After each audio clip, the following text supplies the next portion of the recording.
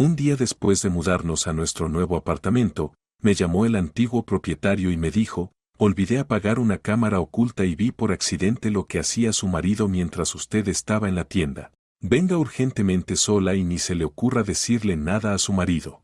Hola, escriban en los comentarios de dónde son, no olviden suscribirse y darle like, que disfruten la escucha. Pero apenas 24 horas antes de esa llamada, Marta Carrera era la mujer más feliz de la ciudad. En el enorme salón, con techos de casi 4 metros, olía a yeso caro, a parquet de roble y, solo un poco, al polvo que habían dejado los cargadores. El sonido de los pasos resonaba con ese eco profundo que solo existe en casas antiguas y monumentales. El edificio de la cooperativa Alcoba llevaba allí desde los años 50, parecido a una fortaleza inexpugnable que protegía la tranquilidad de sus residentes del bullicio del mundo exterior. Marta estaba de pie junto a la ventana alta que daba al patio interior y giraba entre los dedos una copa de champán. Las burbujas subían, dorándose con el sol del atardecer. Tenía 41 años, pero en ese momento se sentía como una joven debutante a la que acababan de invitar al baile principal de su vida.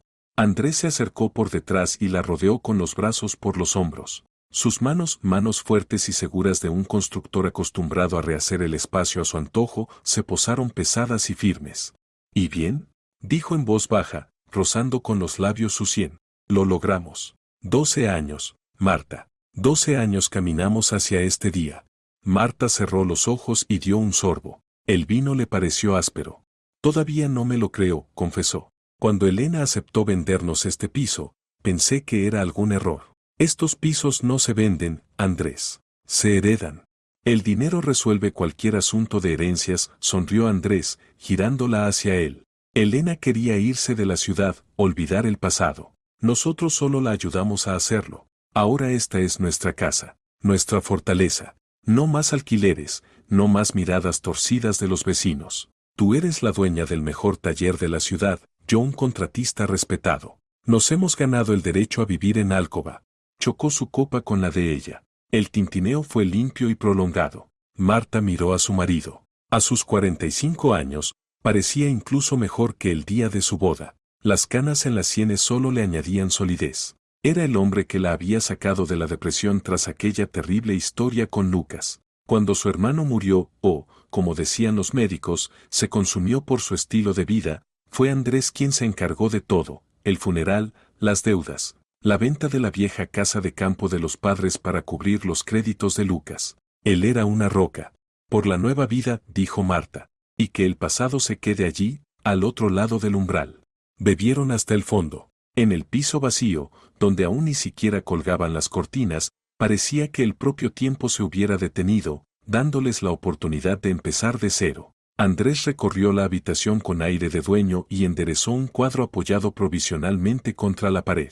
Mañana traerán los muebles para el despacho, comentó con tono práctico. Y por la mañana pasaré por la obra a revisar a la cuadrilla. ¿Tú mientras desempacas las cajas de la vajilla?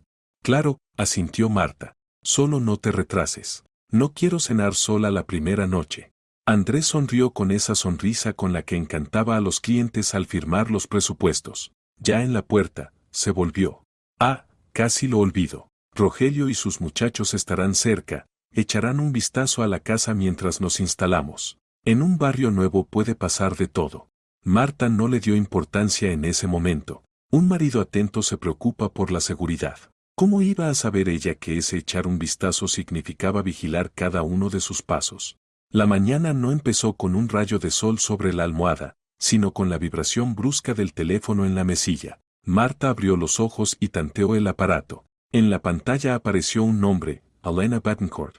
Marta frunció el ceño. La operación se había cerrado hacía una semana, las llaves estaban entregadas, el dinero transferido. ¿De qué más podía hablar con la cuñada, una mujer que en los últimos años había evitado cuidadosamente cualquier encuentro con la familia de su marido? Andrés ya se había ido, su lado de la cama estaba frío. Marta se sentó, se puso el albornoz y aceptó la llamada. Hola, Marta, no me interrumpas y no hagas preguntas. La voz de Elena sonaba seca, como el crujido de hojas secas. En él no había ni pánico ni histeria, solo una especie de cansancio muerto. ¿Estás sola ahora? Sí, Andrés se fue a Me importa un carajo donde esté Andrés. Escucha con atención. Parque Central, el banco junto al monumento a los fundadores. En 40 minutos. Ven sola. Si le dices una sola palabra a Andrés, desapareceré y nunca sabrás qué fue lo que realmente compraron. Elena, ¿de qué estás hablando? Compramos un piso, los documentos están en la notaría. Compraron las paredes, Marta. Y yo te vendí lo que hay dentro. Te espero. Se oyeron los pitidos. Marta bajó el teléfono. El frío del suelo matinal le caló hasta los huesos. Se vistió de forma automática, sin elegir la ropa, agarró el bolso y salió corriendo del edificio, sin siquiera tomar café. El parque estaba vacío. La fuente junto al monumento murmuraba suavemente, un débil olor a humedad se mezclaba con la frescura de la alameda otoñal. Elena estaba sentada en el banco más alejado, envuelta en un abrigo gris informe. Parecía haber envejecido 10 años desde su último encuentro en el cementerio. Marta se acercó, esforzándose por mantener la compostura. Era dueña de un taller, estaba acostumbrada a conservar la apariencia ante los clientes, incluso cuando por dentro todo temblaba por malos presentimientos. Hola, Elena. ¿A qué viene tanto misterio? Si olvidaste alguna cosa en el piso, podrías haberlo dicho sin más. Elena alzó la mirada. Había tanta vaciedad en sus ojos que a Marta le recorrió un escalofrío. La mujer no respondió al saludo. En silencio metió la mano en su bolso profundo y sacó una tableta en una funda gastada. Siéntate, ordenó. Marta se sentó, procurando no tocarla con su abrigo. No olvidé cosas, Marta. Olvidé apagar el sistema de vigilancia. Andrés pensaba que yo era una tonta que solo sabía gastar el dinero de Lucas, pero siempre supe que no confiaba en mí. Por eso instalé cámaras. En todas partes. Incluso en el trastero. ¿Y a mí qué me importa eso? Marta sintió irritación. Tú y Andrés nunca os habéis llevado bien, pero espiar. Mira, Elena señaló la pantalla con el dedo. El video era en blanco y negro, un poco granulado, pero la calidad bastaba para reconocer el lugar. Era el trastero de su nuevo apartamento. Ese mismo cuya puerta estaba bloqueada por cajas y sobre el que Andrés había dicho que allí había restos de obra que sacaría en unos días. En la esquina superior derecha corrían los números del tiempo. La grabación era de esa misma mañana, 40 minutos atrás, justo cuando Andrés supuestamente se había ido a la obra. En la pantalla se abrió la puerta. En el espacio estrecho y sin ventanas entró Andrés. Llevaba la misma camisa con la que Marta lo había visto por la mañana. En las manos sostenía una bandeja de plástico con comida, un plato de gachas, un trozo de pan, un vaso de agua. Marta frunció el ceño. ¿Qué está haciendo? Si ahí solo hay basura. Mira, repitió Elena con dureza. Andrés avanzó hasta el fondo de la habitación angosta, hacia una pared que parecía sólida. Se inclinó y dejó la bandeja en el suelo. Luego dio un paso atrás y cruzó los brazos sobre el pecho. Su postura no expresaba cuidado. Era la postura de un carcelero. Desde un rincón oscuro, desde la sombra a la que no llegaba la luz de la puerta abierta, se movió un montón de trapos. Marta entrecerró los ojos. El montón se incorporó. Era una persona. Un hombre delgado, desaliñado, con ropa sucia, se arrastró lentamente hacia la bandeja. Se movía como si cada gesto le causara dolor, o como si hubiera olvidado hacía tiempo cómo caminar erguido. Agarró el pan con una mano temblorosa y empezó a comer de inmediato, atragantándose, sin levantar la cabeza. Andrés le dijo algo. No había sonido, pero por el movimiento de los labios de su marido Marta reconoció esa expresión de su rostro, desdeñosa, fría, autoritaria. Pateó con la punta del zapato una botella de plástico vacía hacia el hombre, se dio la vuelta y salió, cerrando la puerta con firmeza. El hombre de la pantalla se quedó solo. Alzó la cabeza y miró directamente al objetivo de la cámara oculta, como si sintiera su mirada. Marta dejó de respirar. El mundo a su alrededor, el parque, el ruido de la ciudad, el viento, desapareció. Solo quedó el rostro en la pequeña pantalla. Los ojos.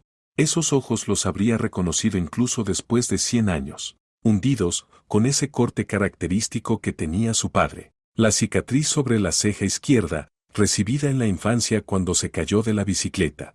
No puede ser, susurró Marta. La voz le falló, convirtiéndose en un ronquido. Lo enterramos. Hace 12 años. El ataúd estaba cerrado. Andrés identificó el cuerpo. Los documentos.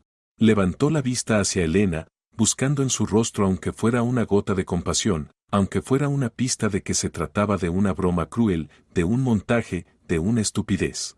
Pero Elena la miraba con una franqueza cruel. El ataúd cerrado es cómodo, Marta. Especialmente cuando tu marido es un maestro resolviendo problemas y tu hermano debe demasiado dinero. Marta volvió a mirar la pantalla. El hombre del trastero terminaba de comer la papilla, mirando a su alrededor como una bestia acorralada. Era Lucas. Su hermano Lucas, al que lloraba cada domingo en la iglesia. Vivo. En su propio apartamento. Detrás de la pared donde ayer bebía champán. El piso nunca fue mío, dijo Elena en voz baja, casi en un susurro, inclinándose hasta el rostro mismo de Marta. Yo nunca fui la dueña. Yo era la carcelera. Andrés compró este piso hace 12 años a nombre de un testaferro y me instaló aquí con un único propósito, alimentar a un fantasma. Me pagaba un sueldo para que Lucas siguiera muerto para todo el mundo, pero vivo para él. Elena metió la tableta en las manos entumecidas de Marta y se levantó. En sus ojos destelló algo parecido al arrepentimiento, pero desapareció enseguida, sustituido por un cálculo frío. Ahora tú eres la dueña, Marta. Ahora es tu turno. Hizo una pausa, puedes pagarme para que desaparezca para siempre. Junto con este video. Piénsalo. Se dio la vuelta y se dirigió a paso rápido hacia la salida del parque, dejando a Marta sola con la tableta, en la que su hermano muerto lamía las migas de un plato de plástico en su nuevo trastero. Marta no recordaba cómo había llegado a casa. El camino se convirtió en una mancha borrosa de semáforos, bocinas de coches ajenos y un único pensamiento que martilleaba en sus sienes al ritmo del pulso: está allí, está allí, está allí. Entró en el apartamento esforzándose por respirar con normalidad. La llave giró en la cerradura con un clic suave que ahora le sonó como el ruido de un gatillo montado. En el recibidor reinaba el silencio. Un silencio excesivo para una casa donde se esconde a una persona. Andrés salió de la cocina secándose las manos con un paño. Llevaba la misma camisa que ella había visto en la pantalla de la tableta media hora antes. Sonrió con calma, abiertamente, como sonríe un marido al que le alegra ver a su mujer. Has vuelto rápido, dijo. Pensé que te quedarías atascada en el tráfico. ¿Quieres café? Acabo de hacerlo. Marta se obligó a devolverle la sonrisa. Su rostro parecía una máscara de yeso, a punto de resquebrajarse con el más mínimo movimiento. No, gracias, su voz sonó sorprendentemente firme. Me da un poco de vueltas la cabeza. Supongo que es la tensión por el tiempo. Me tumbaré media hora. Claro, descansa. Andrés se acercó y le tocó la frente con la palma de la mano. Sus dedos estaban calientes. Dedos de carcelero. Estás pálida. ¿Quieres una pastilla? No, solo me tumbaré. Pasó a su lado rumbo al dormitorio, sintiendo en la espalda su mirada atenta. Cerró la puerta y se apoyó en ella, contando hasta 10. Necesitaba tiempo. Necesitaba que él se fuera. 15 minutos después sonó el teléfono de Andrés. Marta agudizó el oído. Sí, Sergio. Sí, claro. Entiendo que es urgente. Estaré allí en 20 minutos. Sí, salgo ahora. Pasos en el pasillo. Tintinear de llaves. El golpe de la puerta de entrada. El clic de la cerradura. Marta se lanzó del sitio. Salió disparada al pasillo, corrió hacia la ventana y apartó con cuidado la cortina. El todoterreno plateado de Andrés salía del patio. Esperó un minuto más, hasta que el coche desapareció bajo el arco, y solo entonces se abalanzó hacia el trastero. La puerta estaba cerrada. Una puerta interior normal, blanca, con manilla de latón, pero no se abría. Marta tiró de la manilla una vez, otra, cerrada con llave. Lucas susurró, pegando la oreja a la madera. Lucas, ¿me oyes? Soy Marta. Silencio. Solo el zumbido de la ventilación en algún lugar dentro de las paredes. Corrió a la cocina, agarró un cuchillo fino para fruta. Volvió y trató de forzar el pestillo. Inútil. El mecanismo era sencillo, pero fiable. Entonces recordó el video. Andrés no había abierto la cerradura con una llave. En la grabación, sus manos estaban vacías cuando se acercó a la puerta. Hizo otra cosa. Marta cerró los ojos, reconstruyendo la imagen de la tableta. Andrés se acercó, se inclinó. ¿Hacia dónde? No hacia la manilla. Más abajo, hacia el suelo. Se arrodilló frente a la puerta. A la derecha del marco había una rejilla decorativa que cubría el radiador. Un viejo radiador de hierro fundido, pintado del color de las paredes. Marta metió los dedos entre el dibujo de la rejilla. Polvo, metal frío, pintura. Nada. Piensa, Marta, piensa. ¿Lo viste? Él se inclinó. Tiró de la rejilla hacia sí. Se dio con un leve chirrido, pero no se desprendió. Marta empujó con más fuerza, desplazándola a un lado. Y entonces lo vio. En la pared, justo detrás del tubo de la calefacción, había una pequeña palanca casi imperceptible. Un simple pestillo empotrado directamente en el yeso y pintado del mismo color. Si no supieras que estaba allí, podrías vivir en ese piso toda la vida sin notarlo. Marta presionó la palanca. Dentro de la puerta se oyó un clic sordo. El mecanismo se activó. Se levantó, se secó las palmas sudorosas en los vaqueros y bajó la manilla. La puerta cedió. Un olor la golpeó en la nariz. Un olor viciado y pesado a cuerpo sucio, cosas viejas y tabaco. Aquel tabaco barato que Lucas fumaba en los años universitarios, cuando jugaba a ser disidente. Ese olor era una máquina del tiempo que la transportó al instante 12 años atrás. ¿Lucas? Marta dio un paso en la oscuridad. Su mano encontró el interruptor. Se encendió una bombilla tenue bajo el techo. La habitación era estrecha, alargada como un estuche. No había ventanas. A lo largo de una pared había estanterías abarrotadas de trastos, viejas latas de pintura, rollos de papel pintado. En el rincón del fondo yacía un colchón cubierto con una manta de lana gris. Al lado estaba la misma bandeja con la papilla a medio comer que había visto en el video. Pero Lucas no estaba allí. «Lucas», gritó ya más fuerte, sin temer que la oyeran los vecinos. Vacío. La manta estaba revuelta, como si alguien acabara de levantarse de un salto. En el suelo había colillas, pero no había nadie en la habitación. Era un callejón sin salida, 4 paredes y una sola puerta, por la que ella había entrado. ¿Dónde podía haberse ido? Marta, presa del pánico, empezó a moverse por el estrecho cuartucho. Miró detrás de las estanterías, apartó cajas vacías. Nada. No podía haberse evaporado. Entonces su mirada cayó en el suelo, junto al colchón. Allí, entre el polvo y las colillas, algo brilló. Un pequeño rectángulo de plástico. Marta se agachó y lo recogió. Era una tarjeta. Un pase del Hospital Clínico Municipal número 4. Conocía esa tarjeta. Una igual estaba en su bolso. La había recibido una semana antes, cuando se hizo un chequeo rutinario. Le dio la vuelta al plástico. Ponía, paciente Carrera M. A. Su nombre, su apellido, su fecha de nacimiento. Pero la foto no era la suya. Desde el pequeño recuadro en blanco y negro la miraba el rostro de Elena Betancourt. Solo que el pelo estaba cortado muy corto y la mirada era enloquecida, desenfocada. Marta sintió que el suelo se le hundía bajo los pies.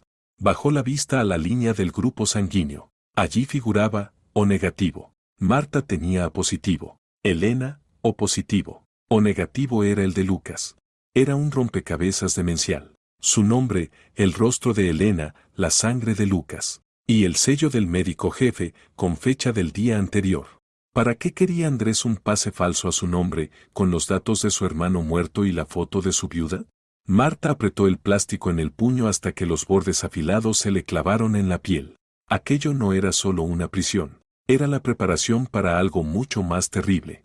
Lucas no solo estaba encerrado allí. Andrés le estaba preparando una nueva identidad. O estaba preparando una nueva identidad para otra persona, usando a Lucas como donante. De pronto, en el silencio del apartamento se oyó un sonido extraño. Un golpe sordo y rítmico. No venía del pasillo, ni de la calle. Venía de la pared junto a la que estaba el colchón. Toc, toc, toc, toc. Marta se quedó inmóvil. Conocía ese ritmo. De niños, Lucas y ella se comunicaban así a golpes a través de la pared cuando los padres los castigaban y los separaban en habitaciones distintas. 2 cortos, 1 largo. Estoy aquí. No estaba en la habitación. Estaba en algún lugar aún más profundo, en las entrañas de esa casa maldita. Marta pegó la oreja al yeso frío. El golpe se repitió, un poco más bajo, más apagado, como desde debajo de la tierra. Toc, toc, toc, toc. Apartó el colchón a un lado. Debajo había un suelo de madera normal, pintado con niño. Pero una de las tablas era un poco más ancha que las demás y estaba clavada con clavos nuevos y brillantes.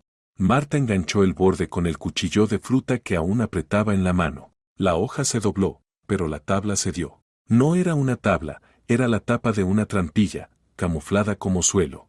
Un olor a humedad, moho y excrementos de rata subió a su rostro. Abajo se abría la negrura de un conducto técnico que se internaba en el forjado entre los pisos. «¿Lucas?», susurró a la oscuridad. No hubo respuesta, solo un roce. Alguien se arrastraba allí, en el espacio estrecho donde apenas podrían cruzarse dos gatos. Marta no lo pensó ni un segundo. Tiró el cuchillo, se encogió y se deslizó por el hueco. El cuerpo quedó inmediatamente aprisionado por todos lados. Era estrecho, increíblemente estrecho. El polvo se le metía en la nariz, las telarañas se le pegaban a la cara. Avanzaba apoyándose en los codos, despellejándose la piel, guiándose solo por el sonido cada vez más lejano de una respiración pesada delante de ella.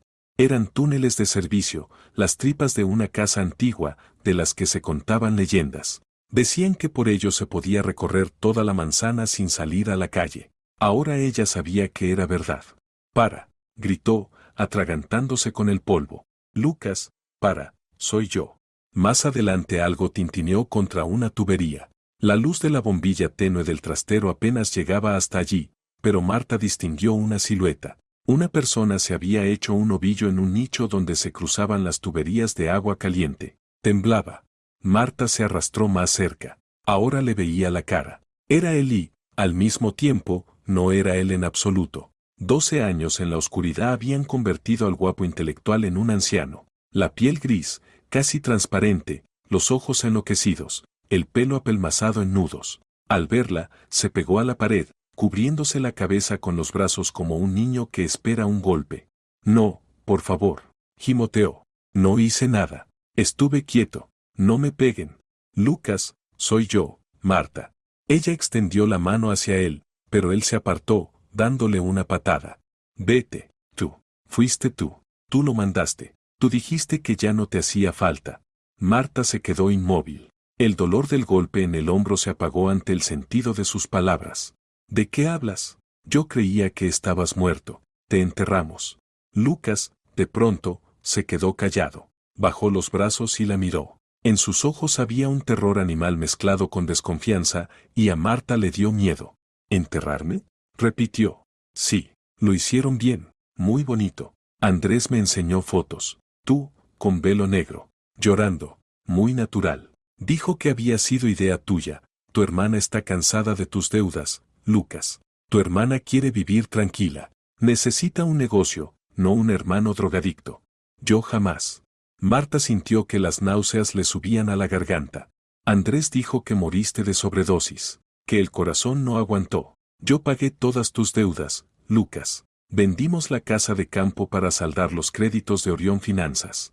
Al oír Orión Finanzas, Lucas soltó una risita histérica. El sonido rebotó por el túnel, chocando contra las tuberías oxidadas.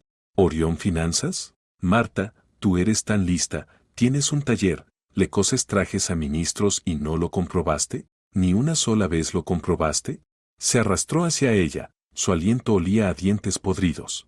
«No existe ninguna Orión Finanzas. Es una empresa fantasma que tu marido creó especialmente para mí. El fundador es un testaferro, un vagabundo de la estación, y el dueño real es Andrés. Él mismo me prestaba dinero a través de esa empresa. Me inflaba con créditos ficticios sabiendo que no los devolvería». Lucas sonrió con amargura. «Pero eso no es todo. A la vez, pidió un crédito real a gente seria, lo puso a mi nombre falsificando documentos. $50,000. Ese dinero se lo quedó él, y a mí me dejó como deudor. Él cavó ese hoyo, Marta, para quitárselo todo, la casa de campo, el negocio de papá, tu parte del piso de nuestros padres. Y a mí». Marta se quedó sentada en la mugre, sintiendo como el frío le subía por la espalda. El rompecabezas encajaba. Un rompecabezas terrible, sangriento. Andrés no era un salvador. Andrés era una araña que llevaba años tejiendo esa telaraña. «¿Y entonces por qué te tiene aquí?», susurró. «Si ya lo robó todo, ¿para qué le sirves vivo?». Lucas la miró con una lucidez inesperada. La locura retrocedió un segundo, dejando paso a una desesperación fría y sobria. «Porque yo no soy solo un deudor. Soy un testigo. Y soy un actor. En su película principal». Metió la mano bajo los harapos y sacó un pequeño pendrive colgado de un cordón sucio. «No solo fingió mi muerte, Marta. La grabó. Apretó el pendrive en el puño y luego se lo tendió. Toma, escóndelo. Es la única prueba. Lo guardé 12 años, esperando este momento. Marta lo tomó, tibio de su cuerpo, pringoso, y se lo metió en el bolsillo del vaquero.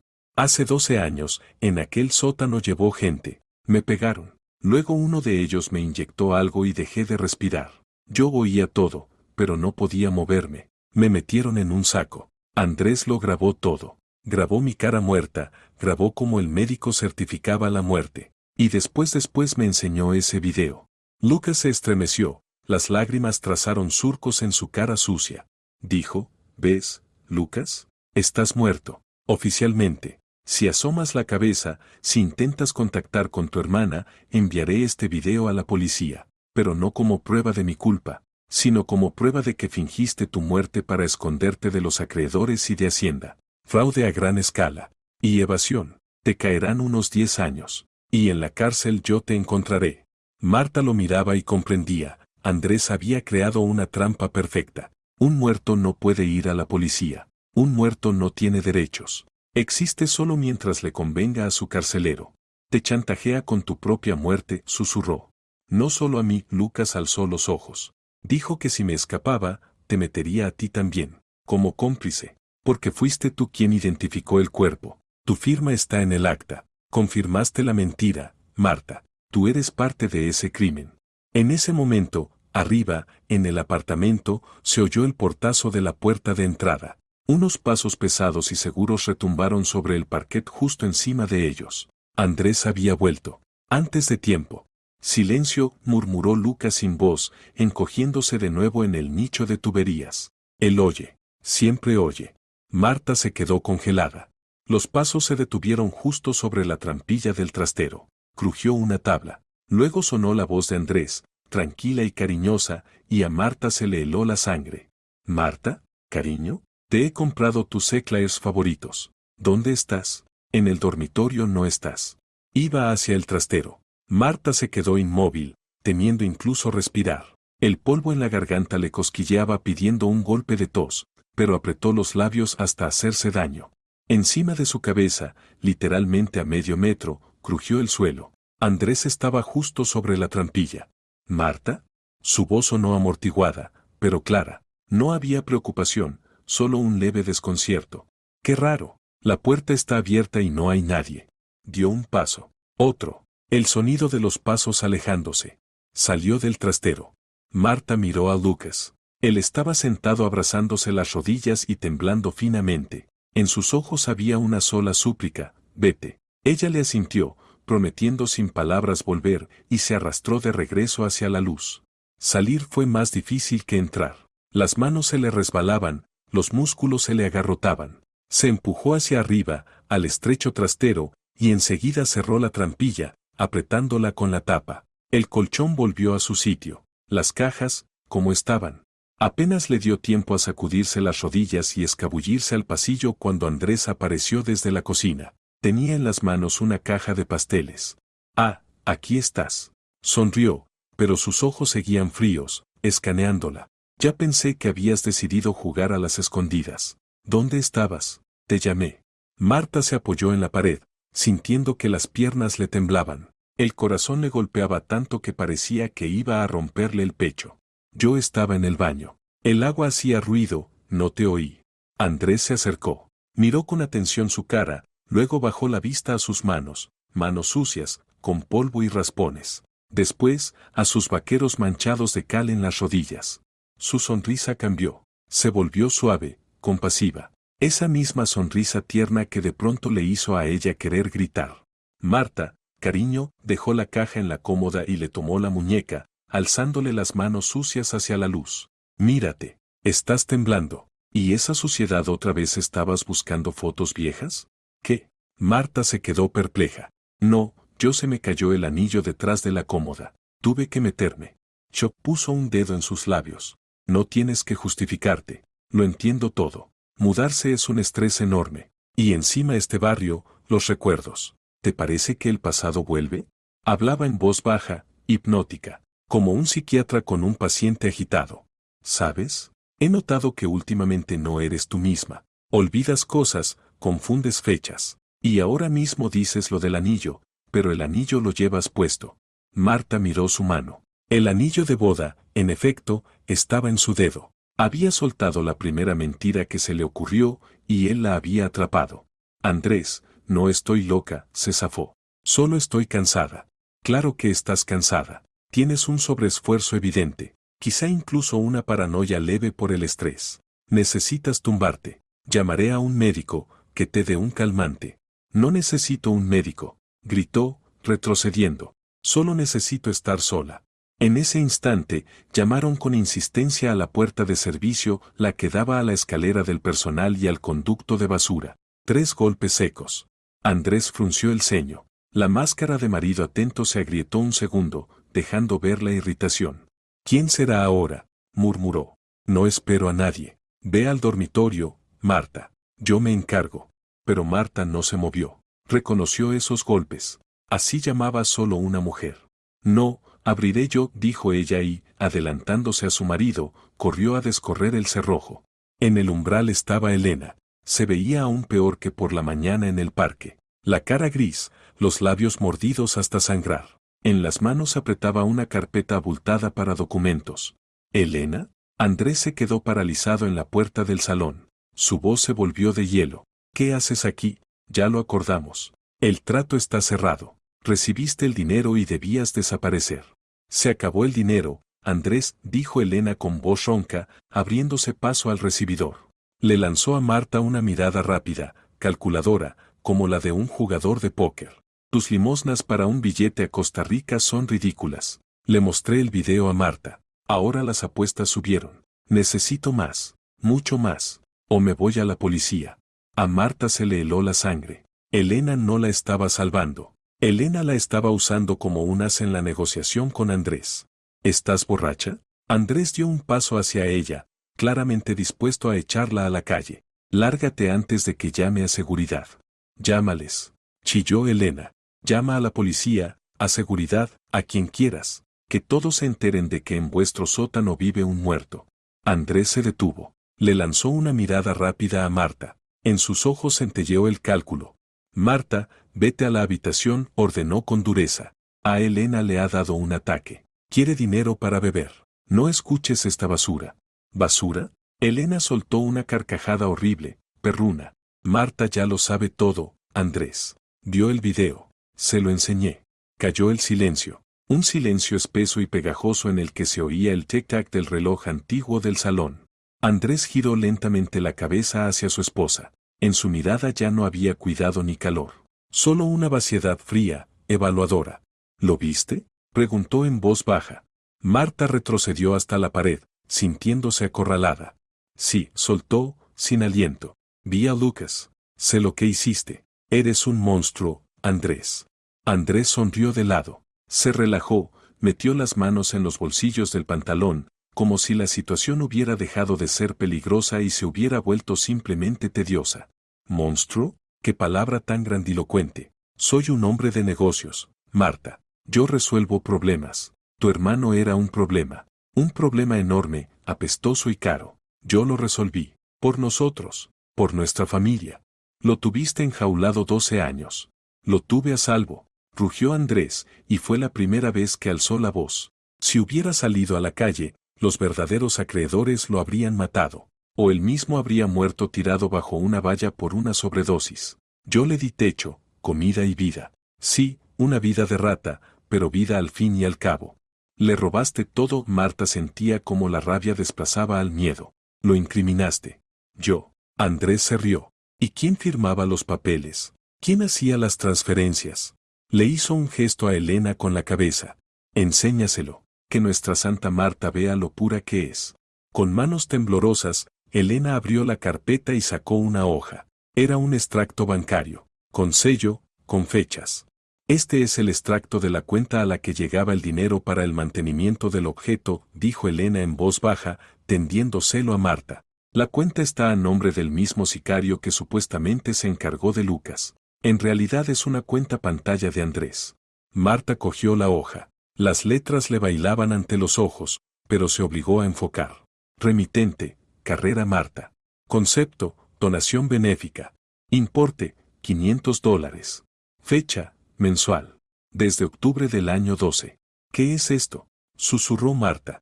Yo no transferí ese dinero. Si lo hiciste, dijo Andrés con suavidad.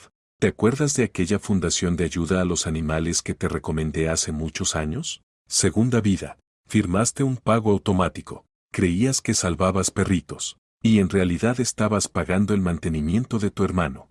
La comida, la electricidad, el silencio de Elena. Marta miraba el papel y el mundo a su alrededor se le venía abajo del todo. Me convertiste en cómplice, dijo, sin reconocer su propia voz. Me obligaste a pagar una cárcel para mi propio hermano. Legalmente, sí, asintió Andrés. Para cualquier investigador se vería así, una hermana que, queriendo deshacerse de un hermano drogadicto, contrata a alguien, finge su muerte y luego durante 10 años paga su mantenimiento en una habitación secreta. Hay motivo, la herencia. Hay medios. Y las pruebas aquí están, con tu firma electrónica. Se acercó hasta pegarse a ella y le susurró al oído.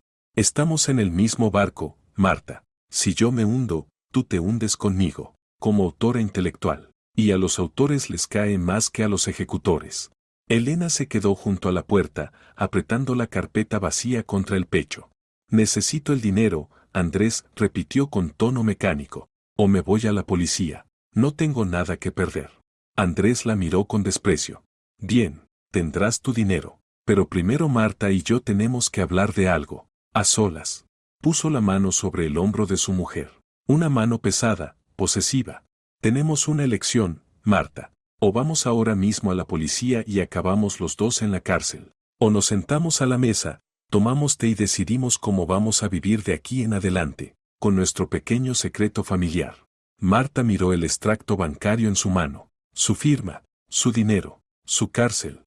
Levantó la vista lentamente del papel. Dentro de ella algo hizo clic, como si se cambiara de marcha. El miedo que la había paralizado durante horas desapareció de golpe, sustituido por una claridad fría, cristalina. Andrés pensaba que la había arrinconado. Pensaba que se quebraría bajo el peso de la culpa, aunque fuera fabricada. Pero no sabía una cosa, Marta Carrera llevaba 20 años al frente de un taller donde las esposas caprichosas de los funcionarios intentaban imponer sus condiciones. Sabía sonreír con el puño escondido en el bolsillo. De acuerdo, dijo, y su voz sonó sorprendentemente serena. Tienes razón, Andrés. No necesitamos a la policía. No necesitamos un escándalo. Aprecio demasiado mi reputación como para permitir que esto salga a la luz. Andrés parpadeó. Esperaba histeria, lágrimas, negación, pero no aceptación. ¿Tú lo entiendes? Aflojó un poco la presión en su hombro. Entiendo que estamos atados. Marta dobló con cuidado el extracto y lo dejó sobre la cómoda. Elena, espera en la cocina. Mi marido y yo vamos a hablar. Elena, mirando confundida de uno a otro, se fue arrastrando hasta la cocina. Marta entró en el salón y se sentó en un sillón. Le señaló a Andrés el sofá de enfrente. Siéntate. Tenemos que acordar las condiciones. Andrés se sentó, todavía mirándola con recelo.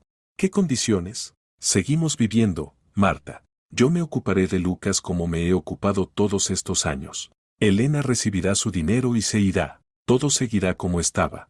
No, Marta negó con la cabeza. Como estaba ya no será. No podré vivir en este piso sabiendo que detrás de la pared está mi hermano. Pero también entiendo que soltarlo ahora significa que nos encierren a los dos. Hizo una pausa, dándole tiempo a tragar el anzuelo. Quiero garantías, Andrés. Eres demasiado listo y astuto. Hoy somos socios en un delito, y mañana decidirás que yo soy un eslabón innecesario. Necesito un seguro. ¿Cuál? El piso. Este piso y la casa de campo. Los pondrás a mi nombre, enteros. Ahora mismo. Andrés se rió. ¿Estás de broma? Esos son millones, Marta. ¿Y tu libertad vale menos? Ella se inclinó hacia adelante. ¿O crees que yo no me atrevería a ir a la policía? Yo puedo hacer de víctima, Andrés. Una pobre mujer a la que su marido engañó para involucrarla en la financiación de un secuestro. Pero tú, como organizador, no te librarás. Andrés dejó de reír. La miró, y Marta vio cómo trabajaba su mente. Pesaba riesgos. Está bien, dijo al fin. Si ese es el precio de tu tranquilidad, llévatelo. Pero lo haremos en silencio, sin tus abogados. Tengo mi propio notario, trabaja los fines de semana y no hace preguntas de más. Trato hecho, asintió Marta. Sin que se notara, rozó el bolsillo de sus vaqueros. Allí estaba su teléfono con la grabadora encendida. La había activado aún en el pasillo, cuando oyó la voz de Elena. Pero antes de que vayamos, dijo con suavidad, dime la verdad. Para mí. ¿Por qué lo hiciste? No por dinero. Te conozco. Aquí hay algo personal. Andrés se frotó la cara con cansancio. La tensión de las últimas horas, al parecer, también le había pasado factura. Se relajó, creyendo que la crisis había pasado y que su mujer estaba ya de su lado. Porque siempre fue el favorito, dijo con voz apagada. Lucas, el genio, Lucas, el talento, Lucas, la esperanza de la familia. ¿Y quién era yo? El marido de Marta, el tipo que repara tejados. Yo quería demostrarle a vuestro padre que podía manejar su imperio mejor que su niño de oro. Quería que Lucas dependiera de mí, que no fuera nadie sin mí. Y lo conseguí. Creaste un infierno para sentirte un dios, resumió Marta. Yo creé orden, espetó Andrés. Bien, basta de lírica. Prepárate. Vamos al notario. Una hora después estaban sentados en una pequeña oficina en un semisótano del centro de la ciudad. El letrero de notario se veía respetable, dentro olía a café y a papel. Detrás de un escritorio macizo estaba un hombre con traje caro y gafas de montura dorada. Se presentó como Víctor. Marta sentía que le temblaban las manos, pero intentaba controlarse. La grabadora en el bolsillo era su arma principal, pero ahora necesitaba papel. Un documento que la colocara en posición de mando. Víctor le tendió un fajo de papeles, no menos de 20 hojas en una carpeta ordenada. Contrato de donación de bienes inmuebles, explicó con un tono aburrido y oficial, abriendo la carpeta en la primera página. Piso en la dirección Casa de Campo en el pueblo de Los Pinos. Traspaso del derecho de propiedad a la ciudadana Marta Betancourt. Marta tomó la carpeta y empezó a leer. La primera página, el encabezado estándar de una donación. La segunda, descripción de los inmuebles. La tercera, condiciones de traspaso. Todo parecía correcto. Perdone, tenemos poco tiempo, intervino Víctor con suavidad, golpeando el escritorio con el bolígrafo. En 15 minutos tengo otro cliente. Si quiere, puedo leerle los puntos principales en voz alta. Empezó a recitar fórmulas legales de manera monótona, pasando las páginas por ella. Marta asentía, intentando seguir el texto, pero los ojos le lagrimeaban por la tensión del último día. El estrés, la noche sin dormir, la adrenalina, todo le cayó encima de golpe. Veía las palabras donación, a título gratuito, traspaso de la propiedad y eso le parecía suficiente. Andrés estaba sentado a su lado, tranquilo, incluso indiferente. Firmó su copia sin apenas mirarla. Tu turno, dijo. Firmas al pie de cada página y al final. Víctor, servicial, le abría los lugares necesarios, tapando con la mano el texto principal y señalando con el dedo la línea para la firma. Marta cogió el bolígrafo. En ese instante sintió un alivio enorme. Era una victoria, pequeña, sucia, pero victoria. Con ese documento podría echar a Andrés. Podría contratar a los mejores abogados para Lucas. Podría arreglarlo todo. Puso una firma amplia al pie de la página, luego otra en el acta de entrega y recepción, y otra más en el registro del notario. Enhorabuena, dijo Víctor, estampando el sello con un golpe sonoro. La operación queda formalizada. Marta exhaló. Apretó la carpeta contra el pecho como si fuera un escudo. ¿Ahora podemos volver a casa?, preguntó. Claro, sonrió Andrés. A casa. Salieron a la calle. El aire otoñal le pareció a Marta dulce como nunca. Lo había conseguido. Lo había vencido. Andrés le abrió la puerta del coche. ¿Sabes?, dijo cuando arrancaron. Incluso me alegro de que haya salido así. Ahora no hay secretos entre nosotros. Somos socios de verdad. Marta no respondió. Miraba por la ventanilla, apretando la carpeta en la mano. No vio cómo Andrés tecleó un mensaje en el móvil, todo firmado. Inicia el protocolo. El grupo está en el sitio en 20 minutos. Lo envió y guardó el teléfono en el bolsillo. Tampoco vio cómo el notario Víctor, ya solo en la oficina, se quitó las gafas, se desabrochó el cuello de la camisa y sacó de un cajón una botella de coñac. La puerta del cuarto trasero se abrió y salió un chico joven en vaqueros. ¿Y, tío Víctor, coló?, preguntó. Como la seda, se burló el notario, que en realidad era el primo de Andrés, un actor fracasado llamado Víctor. firmó sin mirar. Ni se dio cuenta de que la segunda hoja del fajo era otra. Tomó de la mesa la carpeta que había firmado Marta y sacó de en medio varias hojas. ¿Ves? Andrés lo pensó todo, rió Víctor. Las primeras 5 páginas son el contrato de donación auténtico. Esas fueron las que leyó. Y estás agitando los folios, estaban en medio. Misma tipografía, mismo formato. Ella firmaba donde yo le señalaba. Ni notó que en la 6ª página el título era distinto. El título decía, Confesión voluntaria. El texto comenzaba así, yo, Marta Bettencourt, hallándome en pleno uso de mis facultades y en plena posesión de mis capacidades. Reconozco que en 2012 organicé la puesta en escena de la muerte de mi hermano Lucas Bettencourt con el fin de ocultarlo de los acreedores y apoderarme del patrimonio familiar. Durante 12 años financié su mantenimiento en un recinto aislado, transfiriendo mensualmente fondos a la cuenta indicada en el anexo. La adquisición del piso situado en la Avenida Libertad, número 5, fue la etapa final de mi plan para establecer el control total sobre mi hermano. Y abajo, bajo la confesión, había otra hoja, un poder general para administrar todos los bienes, otorgado al ciudadano Andrés Carrera. Víctor sirvió coñac en un vaso de plástico. Genial, dijo. Andrés es un genio. Mientras tanto, Marta viajaba en el coche apretando la carpeta contra el pecho, una carpeta que no era un escudo, sino una sentencia. Pensaba en cómo al llegar abriría el trastero y le diría a Lucas que era libre. No sabía que la trampa verdadera acababa de cerrarse. El todoterreno de Andrés frenó suavemente frente a la entrada principal de la cooperativa Alcoba. Marta no esperó a que su marido rodeara el coche para abrirle la puerta. Saltó a la acera, sujetando la carpeta como si fuera un salvavidas. Ahora mismo voy con Lucas, le lanzó por encima del hombro a Andrés, que apagaba el motor sin prisas. Y tú recoge tus cosas. Tienes una hora. Andrés no respondió, solo sonrió de una forma extraña y pulsó el botón del llavero, bloqueando las puertas del coche. Marta subió corriendo los escalones, abrió de golpe la pesada puerta de roble del portal y chocó contra el ancho pecho de un guardia de seguridad. No era el conserje habitual, el tío Pablo. Era un armario empotrado con uniforme negro, sin distintivos. Marta lo reconoció. Rogelio. Trabajaba en las obras de Andrés, haciendo encargos especiales. A su lado estaba otro igual de pétreo e impenetrable.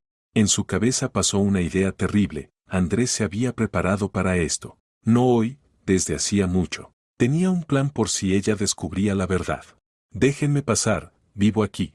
Marta intentó esquivarlos, pero uno de los guardias dio un paso sin decir palabra, cortándole el paso. Prohibido el paso a personas ajenas, gruñó con una voz sin emoción. ¿Ajenas? Marta se ahogó de indignación. Soy la propietaria del piso 12. Aquí están los papeles. Empezó a abrir la carpeta a tirones, buscando la donación que acababan de firmar. Señora, no haga escándalo, el segundo guardia le puso una mano pesada en el hombro, girándola hacia la salida. Tenemos órdenes del propietario. No entra nadie ajeno, y menos aún gente alterada. ¿Del propietario? La propietaria soy yo, Andrés. Se volvió buscando apoyo en su marido, que subía justo entonces los escalones. En su cara no había ni una sombra de sorpresa al ver a los guardias. Andrés, diles algo. ¿Qué circo es este? No es un circo, Marta, dijo él con calma, casi cariñoso. Es un seguro. ¿De verdad creías que durante 12 años iba a construir este sistema sin un plan de reserva? Los chicos estaban de guardia en la calle de al lado desde el momento en que Elena te llamó por la mañana. Yo sabía que este día llegaría, solo no sabía cuándo. Andrés se detuvo en el rellano superior. En su rostro se dibujó un sufrimiento profundo, sincero. Miró a Marta con tanta lástima que a ella se le heló el interior. Marta, cariño, dijo en voz baja, por favor, no montes una escena. Tienes que tranquilizarte. Los médicos llegarán pronto. ¿Qué médicos? ¿De qué estás hablando? Marta retrocedió un paso. Acabamos de estar en la notaría. ¿Firmaste la donación? En el patio empezaba a reunirse gente. Los vecinos de Alcoba, ancianas curiosas, madres con carritos, estiraban el cuello, oliendo el escándalo. La acústica del patio interior lanzaba cada palabra como en un anfiteatro. Andrés suspiró y se giró hacia los vecinos. Perdónenos, por el amor de Dios, dijo en voz alta, con dramatismo. Mi esposa ha tenido una crisis. Mudanza, estrés. Ha empezado a oír voces. Dice que su hermano fallecido está vivo, que está aquí, en la casa. Por la multitud corrió un murmullo. Pobre señora Marta. Sí, siempre estuvo rara después del entierro. Es el dolor. Es mentira, gritó Marta, sintiendo que el pánico empezaba a estrangularla. Miente, Lucas está vivo. Lo tiene encerrado en el piso. Yo lo vi, tengo documentos. Sacó de la carpeta las hojas y se las plantó delante al guardia más cercano. Mire, el contrato de donación. El guardia pasó los ojos por el papel con indiferencia y, de pronto, sonrió con burla. ¿Donación? ¿Sabe leer, señora? Marta bajó la vista al papel. Las letras le daban saltos, pero el encabezado lo distinguió con absoluta claridad. Confesión voluntaria. El mundo se le tambaleó. Pasó la página. Poder general. Acta de entrega de bienes. Todo estaba firmado con su letra. Cada hoja. Comprendió lo elegantemente que la habían atrapado. La confesión no afirmaba que ella misma hubiera tenido a Lucas encerrado en el sótano, eso habría sido fácil de refutar. No. Decía que ella había sido la organizadora y la financiadora, y las transferencias bancarias que Andrés le había mostrado una hora antes confirmaban exactamente eso. 12 años de pagos mensuales. Su firma, su cuenta, una trampa perfecta. No, susurró, recordando febrilmente. Las primeras páginas las había leído. Allí decía donación. No, esto es un cambiazo. Metió otras hojas en medio. Víctor me decía dónde firmar, tapaba el texto con la mano. Pero incluso diciéndolo en voz alta entendía lo patético que sonaba. ¿Quién la creería? Una mujer adulta, dueña de un negocio, firmó 20 páginas sin leer. Víctor certificó lo que firmaste, dijo Andrés con tristeza, quitándole la carpeta.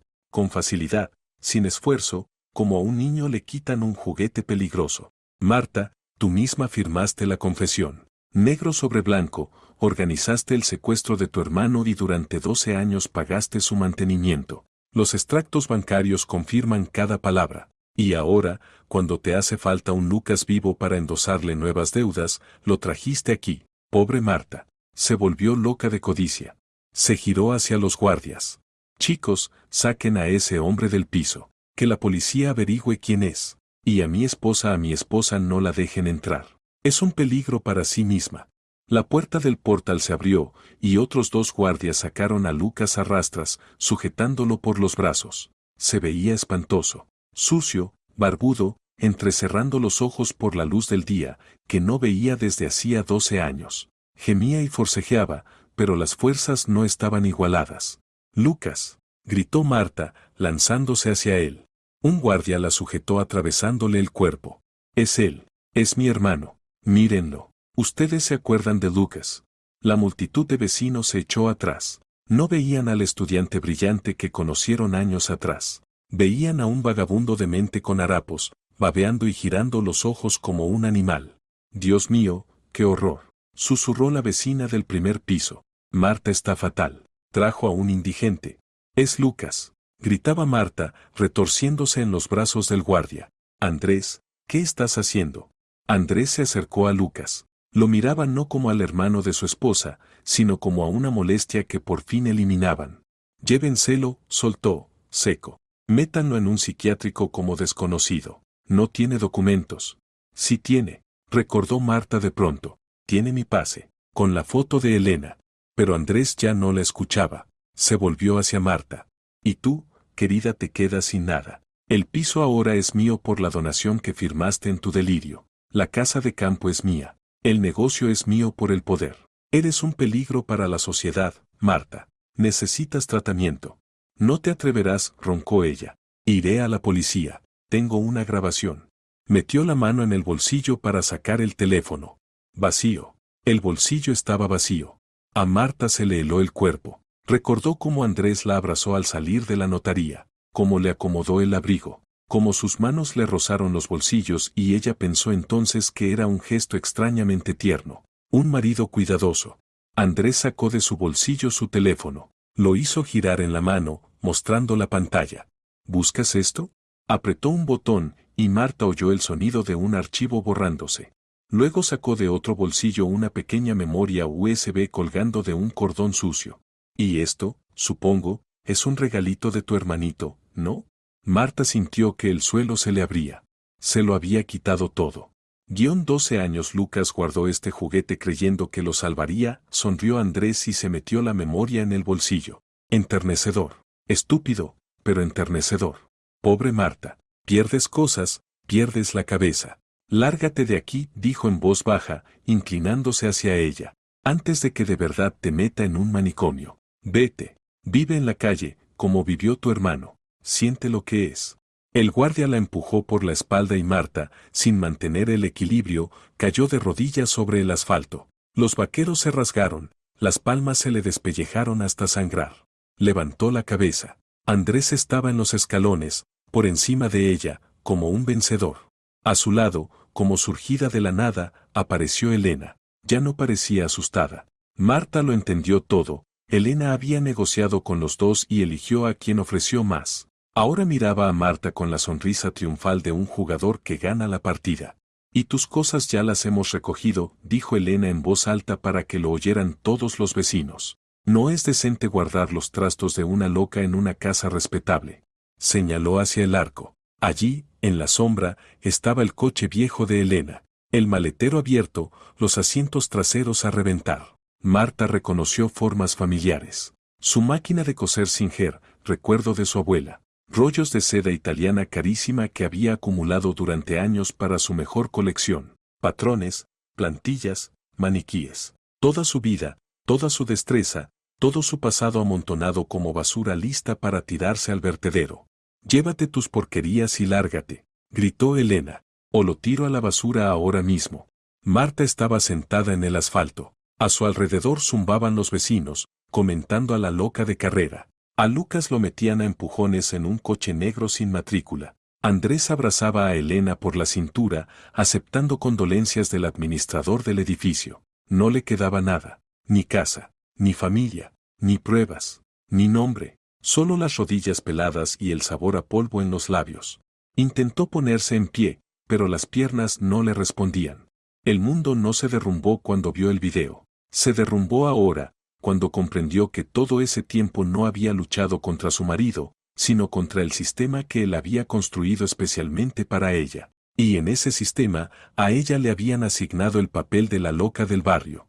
Marta se levantó del asfalto sin prestar atención al escozor de las rodillas abiertas. La gente seguía murmurando, pero nadie se acercaba. Era una apestada. La loca que había traído a un indigente. El coche con Lucas ya había desaparecido en la esquina. No sabía a dónde lo llevaban, pero entendía una cosa, si se quedaba allí, en el patio, el siguiente coche vendría por ella. Andrés no bromeaba con lo del psiquiátrico. Con una confesión firmada y testigos, tenía todas las cartas. Necesitaba refugio, un lugar donde respirar y pensar un plan. La mirada de Marta saltó a las ventanas del segundo piso del ala derecha. Allí, tras cortinas pesadas de terciopelo, vivía Musa Villarreal. La decana de la cooperativa, antigua prima del teatro local, una mujer cuya autoridad en Alcoba era indiscutible. Incluso Andrés, con toda su insolencia, siempre se inclinaba ante ella al encontrarse y le besaba la mano. Musa lo sabía todo. Musa lo recordaba todo. Y Musa siempre decía que Marta le recordaba a ella misma de joven. Marta recogió del suelo su bolso, que alguien había pateado a un lado, y, ocultándose tras los arbustos de lilas, corrió hacia la entrada de servicio del ala de Musa. La puerta no estaba cerrada. En casas antiguas a menudo se olvidaban de los cerrojos en las escaleras traseras. Marta subió volando al segundo piso, saltándose escalones. El corazón le golpeaba en la garganta. Pulsó el timbre, 3 cortos, 1 largo. Su vieja señal convenida. La puerta se abrió casi al instante. En el umbral estaba Musa, majestuosa incluso en bata de casa, con su inseparable cigarrillo en una boquilla. ¿Marta? Sus cejas se alzaron. Hija, ¿qué aspecto es ese? He visto desde la ventana un jaleo. Musa, por favor, déjeme entrar. Jadeó Marta, colándose en el recibidor y echando el cerrojo con todos los pestillos. Andrés. Él se volvió loco. Me tendió una trampa. Quiere encerrarme en una clínica. Musa no hizo preguntas de más. Miró rápido a Marta, vio la sangre en las manos, la mirada desquiciada. Tranquila, tranquila, la tomó del brazo y la llevó hacia adentro. Vamos. Necesitas beber agua y calmarte. El piso de Musa parecía un museo, muebles antiguos, retratos en las paredes, olor a naftalina y perfumes viejos. Escóndame, susurró Marta, agarrándola de la mano. Me buscará. Sabe que no me iré sin mis cosas. Claro que te esconderé, asintió Musa. Vamos al cuarto de los trastos. Nadie te encontrará allí. Es una vieja habitación de servicio. Hasta en los planos del catastro se olvidaron de ella. Musa abrió en el pasillo una puerta discreta, camuflada como una estantería de libros. Quédate aquí calladita, como un ratoncito. Ahora te traigo yodo y té. Y cerraré por fuera, por si acaso. Si viene alguien, diré que he perdido las llaves. Marta asintió, apretándole la mano a la anciana con gratitud. Gracias, Musa. Es la única persona en quien puedo confiar. La puerta se cerró y la cerradura hizo clic. Marta se quedó en la penumbra, entre tarros de mermelada y montones de viejas revistas de teatro. Se deslizó por la pared hasta sentarse en el suelo, abrazándose la cabeza con las manos. Tenía que pensar. Lucas. ¿Dónde estaba Lucas? ¿Cómo encontrarlo? ¿Cómo demostrar que Andrés mentía? Su mirada cayó en un viejo secreter en un rincón del trastero. Estaba cubierto de papeles, recibos y cuadernos. Marta, mecánicamente, alargó la mano hacia uno de ellos, solo para ocupar las manos, para no volverse loca de la espera. Era un libro mayor, viejo, con la tapa gastada. Musa siempre llevaba la contabilidad del edificio a la antigua, desde los tiempos en que fue presidenta del Consejo de Vecinos. Marta lo abrió por la mitad. Columnas de cifras, fechas, apellidos. Reparación del tejado, 2015. Sustitución de tuberías, 2018. Y de pronto un apellido le cortó la vista como una cuchillada. Carrera A. Marta se inclinó. Junto al nombre de Andrés había cantidades. Cantidades enormes. Pero no eran aportaciones de Andrés a la caja del edificio. Eran pagos. Reforma mayor del piso número 5, Villarreal M. Pagado por Carrera A. Importe, $15,000. Instalación de calefacción individual, Villarreal M. Pagado por Carrera A. Importe, $4,000. Pago mensual de servicios, Villarreal M. Pagado por Carrera A. Marta pasaba las páginas y el frío le trepaba por los huesos. 10 años. 10 años Andrés había pagado la vida cómoda de la vieja actriz, el tejado nuevo de Musa, sus medicamentos caros, la restauración de su parquet antiguo. ¿Por qué? ¿Para qué un hombre que se ahogaría por una moneda mantenía a una actriz anciana? Marta retrocedió páginas, hasta el principio, hasta 2012, el año de la muerte de Lucas. Una anotación del 15 de octubre de 2012, 3 días después del entierro.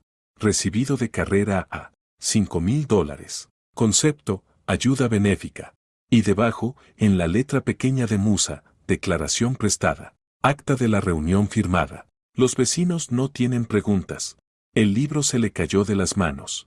Recordó aquel día. La reunión de la cooperativa, donde se decidía el asunto de las deudas de Lucas con el edificio. Andrés dijo entonces que Lucas había muerto y presentó un certificado. Pero hacían falta testigos que confirmaran que habían visto cómo se llevaban el cuerpo. Y Musa. Musa se levantó y dijo con su voz teatral, educada, yo lo vi, pobrecito. Los camilleros lo sacaron de noche. Su palabra era ley. Le creyeron. La policía ni siquiera interrogó a los demás vecinos, le bastó con la declaración de la respetada Musa. Lo había vendido. Lo había vendido por reformas y facturas pagadas. Detrás de la puerta del trastero se oyeron pasos. No los pasos arrastrados de una anciana, sino rápidos, seguros. Luego la voz de Musa, pero no la dulce con la que había hablado con Marta 5 minutos antes. Era una voz de negocios, dura. Sí, Andrés, está aquí. Vino corriendo, la tonta. La encerré en el cuarto negro. Pausa. Andrés debió responder algo. No, no grita. Está quieta. Le dije que esperara el té. Otra pausa. Claro, llama mejor a una privada, misericordia. No hacen preguntas y ya tan fuerte. Que entren por la puerta lateral, yo abriré. Solo, Andrés, ¿te acuerdas de nuestro trato? Mi balcón necesita restauración. Eso costará caro. Marta se tapó la boca con la mano para no gritar. De acuerdo, arrulló Musa. Te espero. En 10 minutos. Los pasos se alejaron. Marta se quedó en la oscuridad. La traición era total. No existía una vieja guardia que guardara tradiciones. Había una bandada de carroñeros a los que Andrés había alimentado durante años, y ahora esperaban el momento de devorarla a ella. 10 minutos. 10 minutos antes de que llegaran los camilleros que se la llevarían a donde no se vuelve. Marta miró la única ventanita diminuta, cerca del techo. Daba al conducto de ventilación. Estrecha, cubierta de telarañas. Pero era la única salida. Se subió al secreter, pisando el maldito libro mayor. Si quería sobrevivir, tendría que convertirse en algo más que una fugitiva. Tendría que ser una rata que conociera esta casa mejor que sus dueños. Empujó la ventana con todas sus fuerzas. La pintura vieja crujió, y la hoja se abrió con un quejido. Le golpeó en la cara el olor a sótano húmedo y excremento de paloma. Se alzó a pulso, sintiendo como el borde del alféizar se le clavaba en las costillas y se coló por el hueco estrecho. El conducto de ventilación conducía hacia abajo, a los sótanos de alcoba. Marta se deslizó por una canaleta inclinada, raspándose los codos, hasta que cayó sobre un montón de trapos viejos en la sala de calderas. Se levantó y se sacudió. Allí la oscuridad no era enemiga, sino aliada. Conocía esos sótanos. De niñas, ella y Lucas jugaban allí a ser exploradores. Ahora el juego era real. Se abrió paso por el laberinto de tuberías hasta la salida al patio vecino, donde estaba la entrada de servicio a su taller. Era el único lugar al que Andrés aún no había llegado. Siempre había considerado su negocio trapos de mujeres y nunca se interesó por las llaves. 10 minutos después estaba dentro. El olor familiar a tiza, tela y aceite de máquina le calmó un poco el corazón desbocado. Allí, entre maniquíes y rollos de terciopelo, se sentía protegida. Encendió la lámpara de sobremesa de su despacho y corrió las cortinas gruesas. Lo primero fue sacar del cajón un botiquín viejo y desinfectarse las heridas de manos y rodillas. El dolor la despejaba. Basta de correr, le dijo a su reflejo en la ventana oscura. Basta de ser víctima. Tú conoces esta casa mejor que él. Tú conoces a esta gente mejor que él. Andrés compró su lealtad, pero no conoce sus secretos. Se sentó a la mesa y sacó una hoja. ¿Qué tenía ella? Nada. ¿Qué tenía Andrés? Todo. Dinero, documentos, testigos. Pero Andrés tenía un punto débil, estaba obsesionado con la legalidad.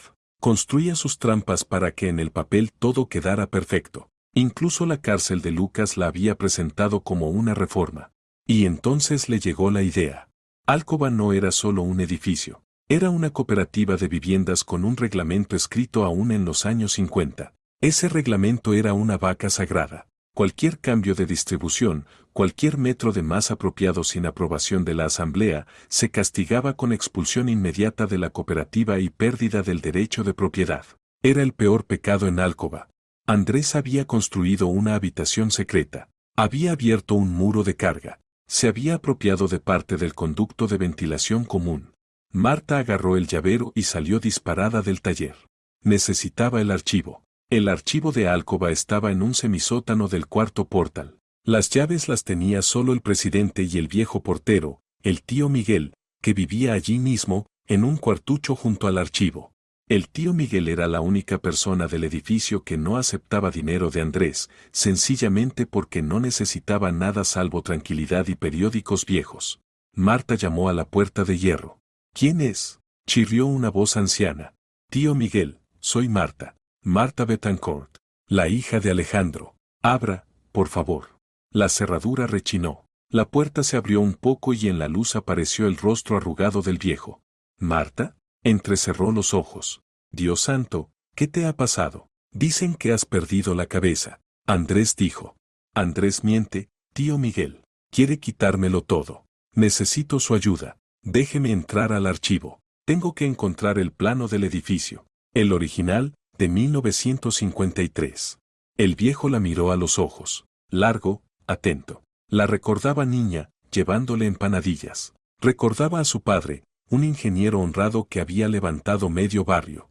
¿Miente, dices? Murmuró. Yo siempre supe que se le iban los ojos. No son ojos de los nuestros. Se hizo a un lado. Pasa. En el archivo olía a papel seco y a historia. Estanterías hasta el techo, repletas de carpetas con expedientes de vecinos, actas de reuniones y planos. Guión 53, farfulló el tío Miguel, pasando el dedo por los estantes. Sección B. Aquí está. Sacó un enorme tubo polvoriento.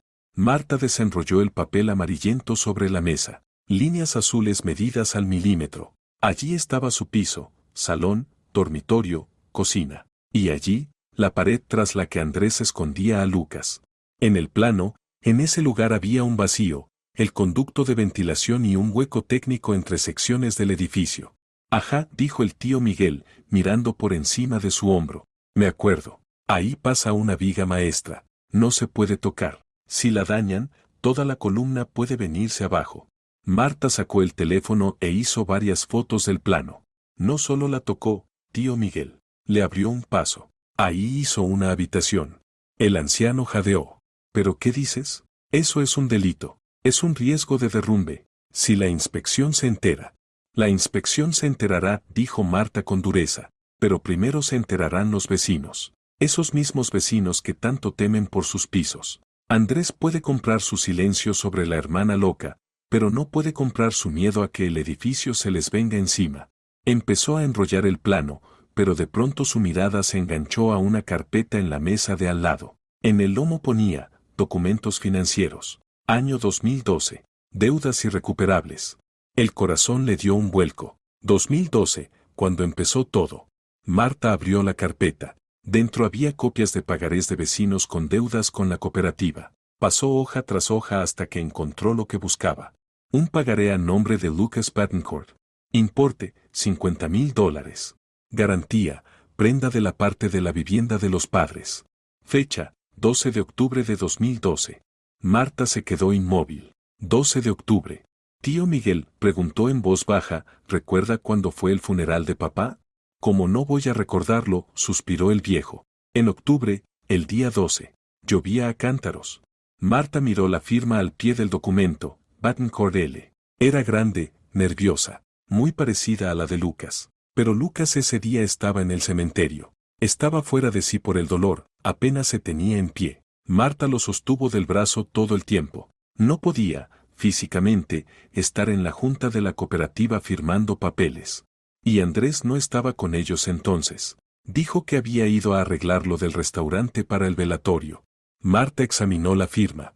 El remate final bajaba bruscamente. Lucas siempre lo hacía hacia arriba. Hacia abajo lo hacía Andrés. Volteó la página. Adjunta había una autorización. Yo, Lucas Bettencourt, otorgo a Andrés Carrera el derecho de firmar en mi nombre cualquier documento financiero. Fecha, 10 de octubre de 2012. El 10 de octubre, su padre vivía sus últimas horas en el hospital. Marta y Lucas no se separaban de la cama, turnándose. Andrés aparecía poco, decía que estaba organizando el funeral.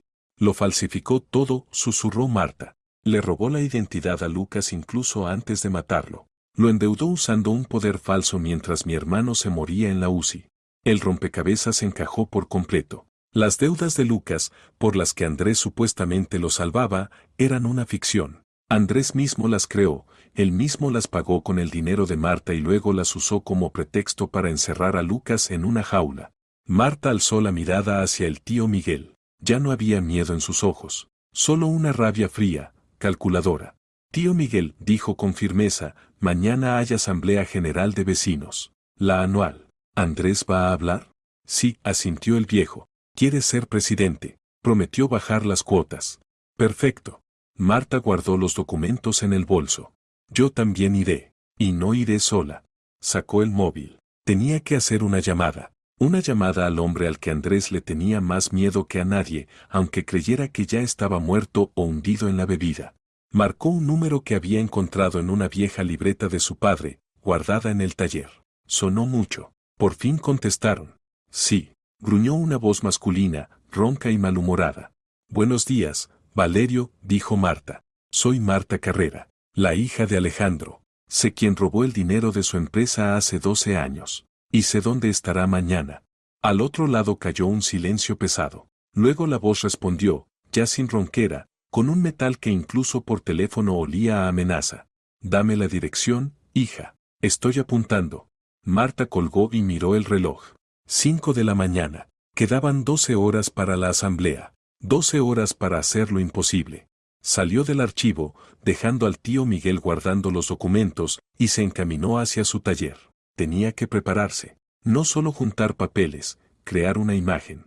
En Alcoba te juzgan por la ropa, y si quería que la escucharan debía verse no como la loca del barrio a la que ayer revolcaron en el polvo, sino como una reina que vuelve por su trono. En el taller escogió su mejor traje, estricto, azul marino, de lana gruesa, el mismo con el que en su día ganó licitaciones al ayuntamiento. Se lavó la cara con agua fría, disimuló con base los rasguños y se peinó con cuidado. A las 6 de la mañana llamó al único número que podía ayudarla a encontrar a Lucas. Era arriesgado, pero no tenía alternativa. Marcó el número de la ambulancia privada Misericordia, la misma que Musa había llamado el día anterior. Sandro, respondió una voz femenina adormilada. Buenos días, soy Marta Carrera. Ayer su equipo se llevó a mi hermano, Lucas Betancourt, del número 5 de la Avenida Libertad. No damos información a terceros, cortó la operadora. No soy un tercero, la voz de Marta se volvió hielo. Soy la cliente. Mi marido, Andrés Carrera, pagó el servicio. Hubo un problema con la transacción. Me pidió que le transmitiera esto, si no quieren que Hacienda se entere de sus servicios especiales sacando gente sin consentimiento, me dirá dónde está. La pausa al otro lado fue eterna. Marta estaba faroleando. No sabía si Andrés había pagado, pero sabía cómo funcionaban esas empresas, siempre en gris, siempre con miedo. Está en el tercer centro, gruñó al fin la operadora. En las afueras, pero no puede verlo. Está en aislamiento. Iré en una hora, dijo Marta. Y prepárenlo para el alta. No fue ella quien fue al centro, su cara seguramente ya estaría en una lista negra. Necesitaba a alguien fiable, alguien que supiera manejar asuntos delicados. Sergio trabajaba para ella desde hacía 5 años. Oficialmente, chofer y encargado de envíos del taller. Extraoficialmente, un hombre que antes pasó 8 años en seguridad privada y sabía cómo eran lugares como Misericordia. Odiaba a Andrés por su soberbia y respetaba a Marta porque ella, años atrás, pagó la operación de su madre sin pedir nada a cambio. Sergio, le dijo, entregándole un sobre con el último efectivo de la caja fuerte, casi $3,000, todo lo que le quedaba. Tercer centro de Misericordia, en las afueras, zona industrial detrás de la vieja fábrica. Paciente Lucas Betancourt, quizá registrado como desconocido. Aislamiento. Sergio silbó. Conozco ese sitio. Allí meten gente que la familia quiere olvidar. La seguridad, 2 por turno, ex policías, beben en servicio. Los médicos aparecen una vez por semana para firmar un libro. Eso no es un hospital, señora. Es un almacén de personas vivas.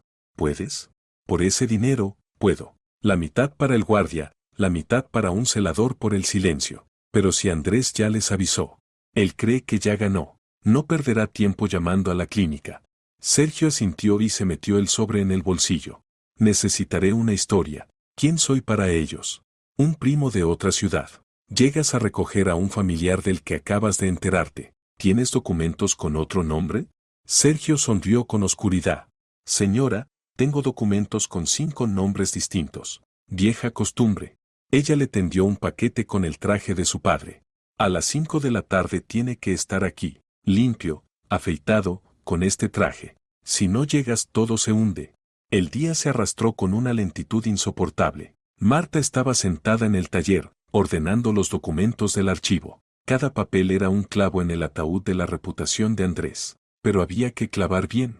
A las 4 de la tarde, el patio de Alcoba empezó a llenarse de gente. Los trabajadores colocaban un atril con micrófono, sacaban sillas para la junta. Andrés caminaba entre las filas, estrechando manos, sonriendo, bromeando. Estaba en su elemento, dueño de la vida, benefactor.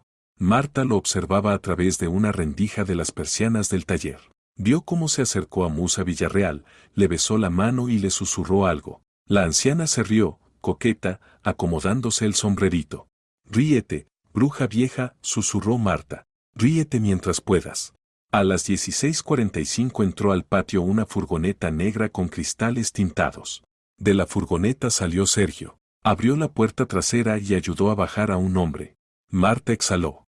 Era Lucas. Estaba pálido y flaco, le temblaban las manos, pero se mantenía erguido. Sergio lo había afeitado y, con el traje de su padre, que le quedaba como un saco, de repente volvió a parecerse a aquel Lucas que ella recordaba, a un científico, a una persona. Marta le agarró la mano, la memoria. ¿Se la llevó? Sí, bajó la mirada. Perdóname, no me di cuenta. Lucas sonrió de forma inesperada, por primera vez en 12 años. Soy un paranoico, hermanita. 12 años en la oscuridad te vuelven paranoico. ¿Por qué crees que la llevaba colgada, a la vista? Se subió la pernera de los pantalones del traje. En el tobillo, pegada con esparadrapo, llevaba una segunda memoria USB. Es una copia. La hice hace tiempo, cuando Elena un día se olvidó de cerrar la puerta del despacho. La verdadera póliza de seguro siempre debe existir por duplicado. Marta abrazó a su hermano tan fuerte que él soltó un quejido. Marta susurró, ¿a dónde vamos? Vamos a casa, Lucas, dijo ella, tomándolo del brazo. Vamos a recuperar nuestros nombres. A las 17 en punto Andrés subió al escenario improvisado. Queridos amigos, vecinos. Su voz, amplificada por el micrófono, se extendió por el patio, rebotando en las paredes. Me alegra verlos a todos aquí. Este año no ha sido fácil para nuestra casa, pero lo hemos logrado. Hemos reparado el tejado, sustituido las tuberías. Y todo gracias a nuestra unidad. Aplausos. Escasos, pero sinceros.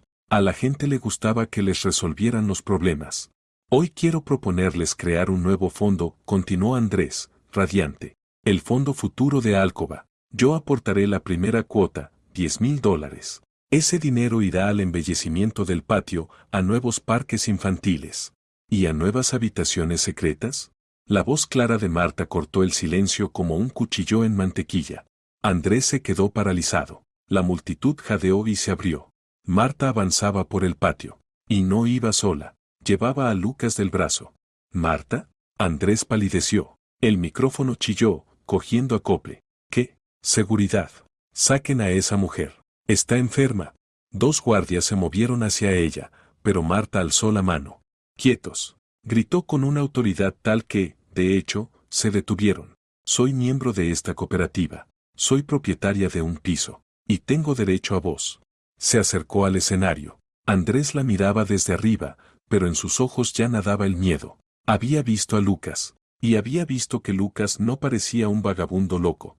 Vecinos, Marta se volvió hacia la gente. Mi marido les habla de embellecimiento, de futuro, pero calla sobre el pasado. Sacó de la carpeta el plano de 1953 y lo levantó por encima de su cabeza. Miren esto, es el plano de nuestro edificio. Y esto es lo que hizo Andrés. Arrojó sobre la mesa de la junta las fotos de la habitación secreta, tomadas de la tableta de Elena. Había alcanzado a enviárselas a sí misma en el parque, mientras Elena no miraba. Abrió un muro de carga. Creó un espacio ilegal que pone en riesgo el derrumbe de todo el portal. Y todo para esconder allí a una persona. Por la multitud corrió un murmullo. ¿Muro de carga? ¿Derrumbe? Eso era más aterrador que cualquier chisme. Era su seguridad. Es mentira. Aulló Andrés, perdiendo el control. Es un montaje. Esta mujer no está en sus cabales. Ha traído a un actor. ¿Un actor? Marta sonrió con frialdad. Lucas, enséñales. Lucas dio un paso al frente, alzó la cabeza y miró a la multitud. Me llamo Lucas Badencourt, dijo en voz baja, pero en el silencio del patio todos lo oyeron. Viví en esta casa desde que nací. Tía María, ¿se acuerda de cómo me daba mermelada? Tío Pedro, ¿se acuerda de que me enseñó a jugar al ajedrez? Los mayores de las primeras filas empezaron a mirarse entre sí. Dios mío, susurró una anciana. Si es Lucas de verdad tiene los ojos del padre. Seguridad. Es un impostor. Chilló Musa Villarreal desde su asiento en la primera fila. Yo vi cómo enterraban a Lucas. Quítenlo de aquí. Andrés comprendió que perdía el control. Ya está. Basta de circo. Hizo un gesto a los guardias. Échenlos. Ahora mismo. Los guardias volvieron a avanzar. Eran 3, enormes y furiosos. Sergio, el conductor de Marta, no podría con ellos solo. Pero entonces las puertas se abrieron de golpe con estruendo. En el patio entró un todoterreno negro. No era nuevo, pero sí cuidado, depredador. Frenó justo frente al escenario, casi arrollando a los guardias. Se abrió la puerta y bajó un hombre mayor, robusto, con bastón. Tenía la cara de alguien que sobrevivió a los 90 sin quebrarse. Era Valerio, el dueño de Orión Finanzas al que, según la leyenda, Andrés temía. Pero Andrés no lo temía. Lo miraba con desconcierto. No conocía a ese hombre, Valerio se acercó a Marta. Bueno, hola, hija, dijo con voz grave. Gracias por invitarme a la fiesta. Se giró hacia Andrés. ¿Tú eres Carrera, entonces? El mismo que hace 12 años sacó un préstamo de $50,000 en mi empresa a nombre de un tal Lucas Badencourt, y luego ese Lucas murió convenientemente, y aquí paz y después gloria. Andrés retrocedió. Yo no lo conozco. Es un error. El error fue creer que yo lo olvidé. Valerio sonrió de lado. Busqué a Lucas Betancourt 10 años. Pensé que se había largado con mi dinero. Y resulta que el dinero lo robaste tú. Y al chico lo escondiste. Sacó del bolsillo un documento, el original del contrato de préstamo que Marta había encontrado en el archivo. La pericia lo confirmó, dijo en voz alta, dirigiéndose a la multitud. Pero Marta dio un paso adelante, alzando la mano. Eso no es todo, gritó. Lucas, enséñales. Lucas sacó la memoria USB del bolsillo y se la pasó a Marta. Ella se acercó a la mesa del presidio, donde había un portátil para presentaciones. Andrés pensó que había destruido todas las pruebas, pero mi hermano resultó ser más listo. Insertó la memoria. En la pantalla, proyectada en el monitor grande de la asamblea, apareció un video granulado, un sótano, un hombre atado, gente con máscaras. Y la voz de Andrés fuera de plano dando órdenes. Luego un primer plano, Lucas, inmóvil, con los ojos cerrados. Y de nuevo la voz de Andrés. Graba la cara, que se vea que está muerto. La multitud jadeó. Una mujer gritó. «¡Apaguen eso!». Aulló Andrés, abalanzándose hacia la mesa, pero Valerio le cortó el paso. «Quieto donde estás, campeón. Que lo vean. La firma del contrato está falsificada. Lucas Betancourt jamás pidió dinero a mi empresa, lo hizo el señor Carrera, usando su nombre. El dinero se fue a cuentas de empresas fantasma, incluida una tal Orión Finanzas, de la que el propio Carrera era dueño. Robó tanto a mí como a su propio cuñado». La multitud se quedó inmóvil. Era jaque mate. Andrés estaba en el escenario, pálido como una sábana. Entendía que aquello ya no era solo un escándalo, era un caso penal. Y el testigo de cargo era un hombre con el que la policía prefería no discutir. Marta miró a su marido. En su mirada no había triunfo, solo cansancio y un desprecio frío. ¿Querías ser el dueño de Alcoba, Andrés?, preguntó. Pues toma, ahora Alcoba te mira. Se volvió hacia los vecinos. Y ahora pregúntenle a Musa cuánto costó su silencio sobre que Lucas estaba vivo. Todas las cabezas se giraron hacia la vieja actriz. Musa se encogió en la silla, intentando volverse invisible, pero cientos de ojos ya la atravesaban. La trampa se cerró. El silencio en el patio de Alcoba se volvió zumbante, casi tangible. Parecía que hasta la ciudad tras los muros de la cooperativa hubiera dejado de hacer ruido, escuchando el desenlace de aquel drama. Andrés estaba en el escenario, aferrado con los dedos blanquecinos al borde del atril. Su traje perfecto de repente le quedó holgado y su rostro se veía gris y viejo. Buscaba apoyo con la mirada, pero solo encontraba paredes de rechazo. Marta dio un paso adelante, colocándose entre su marido y la gente. Ya no era una víctima, era una fiscal, y aquel patio era su sala. Han oído a Valerio, su voz sonaba firme, sin histeria. Andrés robó dinero, pero eso es solo la mitad. Robó una vida. Durante 12 años tuvo a mi hermano, su vecino, metido en un saco de piedra. Lo alimentaba con sobras mientras él comía caviar en sus banquetes. Me obligó a mí, su esposa, a pagar esa cárcel, sacándome el dinero con engaños. Barrió con la mirada las filas de la vieja guardia. Ustedes me conocen. Soy Marta Betancourt, hija de Alejandro y Carmen. Crecí delante de sus ojos. Mi padre construyó este edificio. Mi madre les cosió vestidos para sus graduaciones. ¿Acaso los Betancourt les hemos mentido alguna vez? Los mayores callaban, pero sus rostros empezaron a cambiar. El desprecio por la loca se transformaba en el horror del reconocimiento. Y ahora mírenlo a él, Marta señaló a Andrés. Un hombre sin raíces, que se compró un lugar entre ustedes. Un hombre que abrió un muro de carga de su casa por sus secretos sucios. Un hombre que compró su conciencia.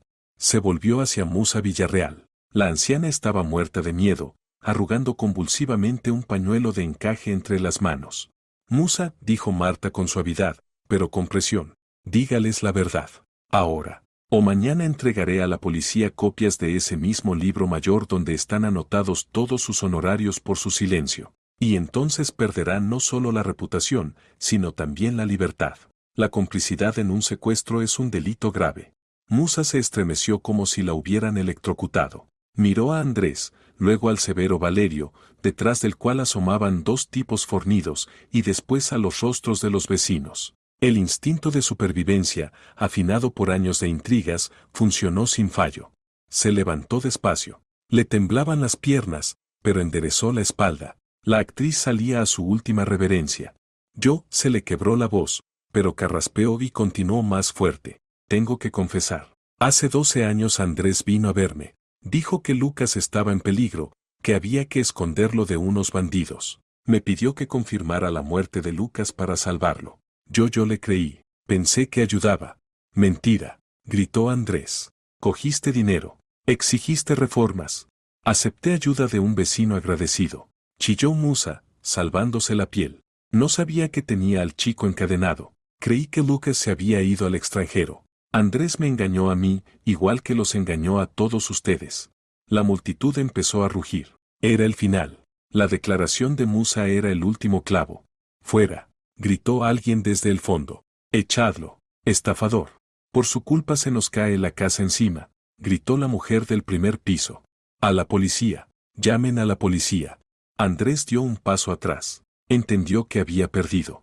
No contra Marta, no contra Valerio. Había perdido contra Alcoba, contra ese organismo colectivo que tanto quiso someter y que ahora lo rechazaba como a un cuerpo extraño. Intentó bajar del escenario, pero Valerio le cerró el paso. ¿A dónde vas, campeón? Sonrió con sorna. Ahí, detrás de la puerta, ya hay una patrulla esperando. La llamé yo. Hablaremos de falsificación de documentos y estafa a gran escala. Andrés miró a Marta. En sus ojos había odio, puro, sin mezcla. Te morirás sin mí, escupió. No eres nadie. Una costurera. Una sirvienta. Soy Betancourt, respondió Marta con calma.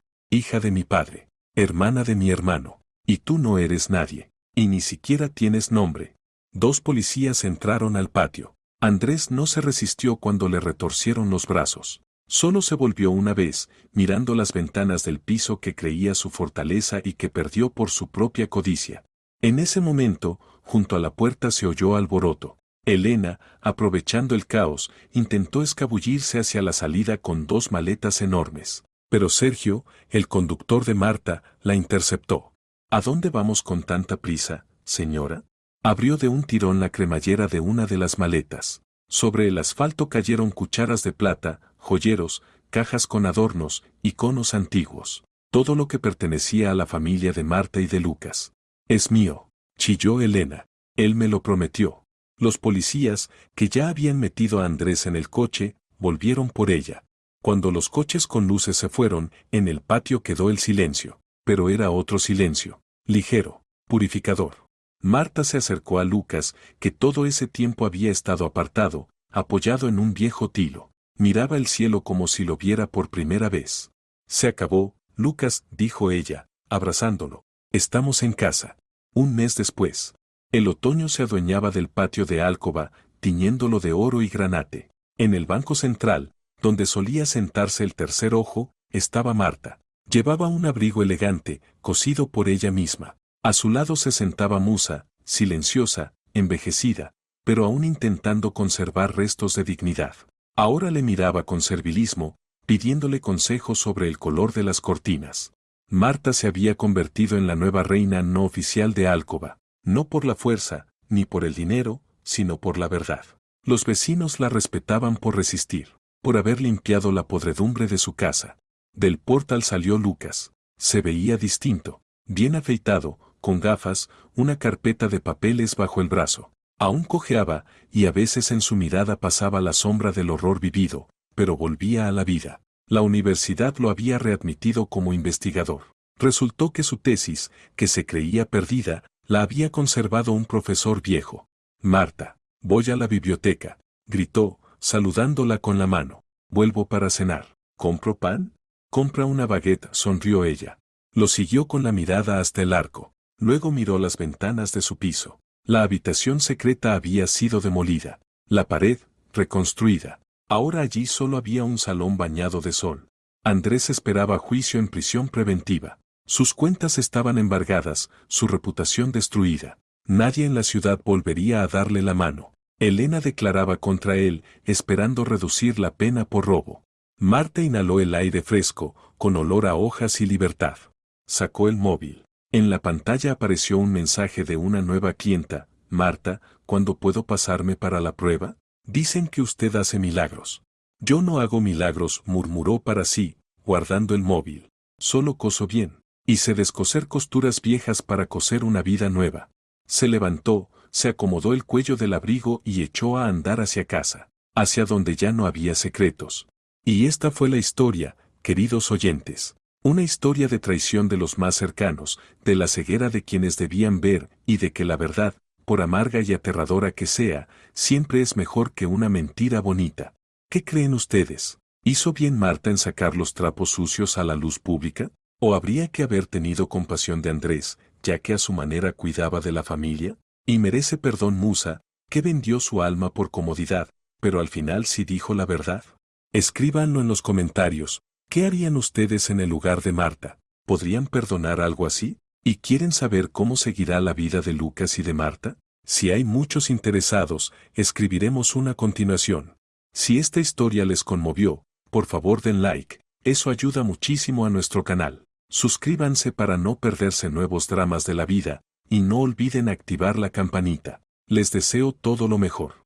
Al final de este video, en el centro de la pantalla, aparecerá una ventanita. Por favor, pulsen esa ventanita, allí estarán otras de nuestras historias más interesantes. Cuídense y cuiden a sus seres queridos.